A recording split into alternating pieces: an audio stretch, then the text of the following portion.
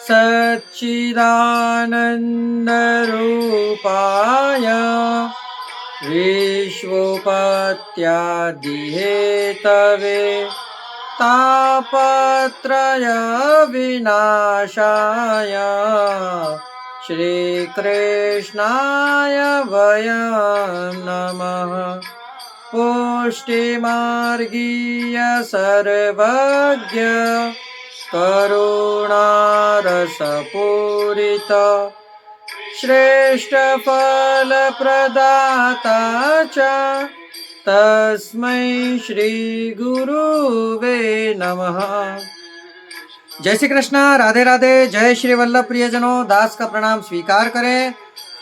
आज ये दास उपस्थित है आपके सामने एक अनोखी कथा लेकर।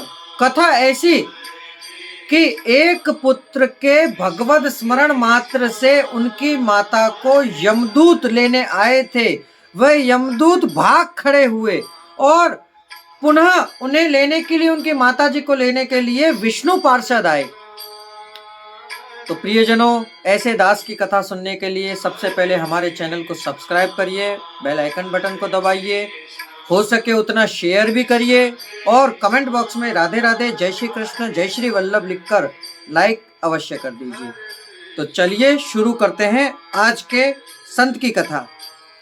आज के जो संत हैं उनका नाम है श्री बच्छपाल जी। बच्छपाल जी कहते हैं, आप परम भगवत भक्त थे। आपने अपने भजन के प्रताप से असंख्य जीवों का कल्याण किया और आपकी माताजी को काल ज्वर आया था। काल ज्वर का अर्थ होता है कि काल के ग्रास यानी कि काल के दूत लेने के लिए आए हुए थे। यम के दूत उसे डराते और ले जाने की तैयारी करने लगे। उस समय माता को बड़ा कष्ट का अनुभव हो रहा था। उनको उनके शरीर की सुध ना रही, कंठ अवरुद्ध हो गया। उस समय बच्छपाल जी घर पर नहीं थे। शहर से आकर जैसे ही उन्होंने अपनी माता को कष्ट में देखा तो भगवान की कथा और नामों का गायन चालू कर दिया। उसे सुनते ही यमदूत भाग गए।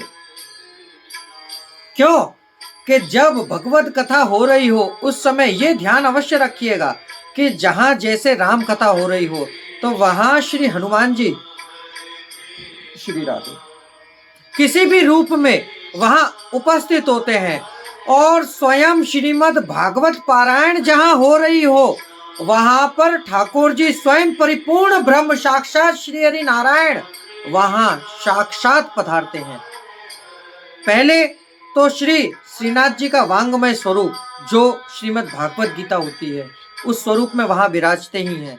परंतु जब उस कथा का रसास्वादन व्यासपीठ ऊपर से शास्त्री जी करते हैं तब स्वयं साक्षात ठाकुर जी उसे सुनने के लिए और नारद मुनि, देवतागण, पंचदेव, ब्रह्मा जी, शिव जी, नारायण, नारद जी, इंद्र आदि देवता सभी उसको सुनने के लिए आते हैं। तो कितनी उत्तम कथा है प्रियजनों, जिसे सुनने के लिए सब लोग आते हैं। इसीलिए हम तो हर किसी से ये निवेदन करना चाहेंगे कि आप भी अपने जीवन काल में एक बार श्रीमद् भागवत अवश्य कराएं या तो स्वयं करें और पाठ तो अवश्य करें। क्यों कि इसके पाठ से देखिए कि माता को लेने के लिए काल ज्वर आए हुए थे और जब कथा प्रारंभ हुई, जब भागवत जी भजनों का आनंद जब इन्होंने शुरू किया तब वह भाग गए। क्यों भाई, परिपूर्ण ब्रह्म है, उनके सामने कौन सी शक्ति टिक सकती है। तब विष्णु पार्षदों ने आकर दर्शन दिया। तदंतर उनकी माता को कुछ चेत होने पर माता जी ने यमदूतों के द्वारा प्राप्त कष्ट का वर्णन किया कि मुझे इस प्रकार का कष्ट हो रहा था कि मुझे बांध रहे थे और बांधकर मुझे ले जा रहे थे और पटक रहे थे, उस प्रकार की ग्लानि हो रही थी मुझे। परंतु जैसे ही तुम्हारा कीर्तन शुरू हुआ मुझे बड़ा ही सुख मिला, मेरा सारा कष्ट दूर हो गया। तू धन्य है पुत्र, तू धन्य है, तूने नरक से मेरा उद्धार कर दिया। जो यमदूत मुझे मार रहे थे उसके जगह अब मैं विष्णु दूतों के साथ विमान पर बैठकर वैकुंठ को जाऊंगी। तू धन्य है पुत्र, तुझ जैसा पुत्र हर किसी माता को प्राप्त हो। तो ऐसे बच्चपाल जी संत जिनके भगवत स्मरण और कीर्तन मात्र से उनकी माता का उद्धार हुआ, अपितु माता का ही नहीं, ऐसे कितने जीवों का आपने उद्धार किया। तो प्रियजनों, तभी हम कहते हैं राम से बड़ा राम का नाम। तो इसलिए हमेशा नाम जप करते रहिए। क्या पता काल के ग्रास हम कब बन जाएं। इसलिए सदा निरंतर हरि नाम स्मरण में डूबे रहिए और भगवत नाम जपते रहिए।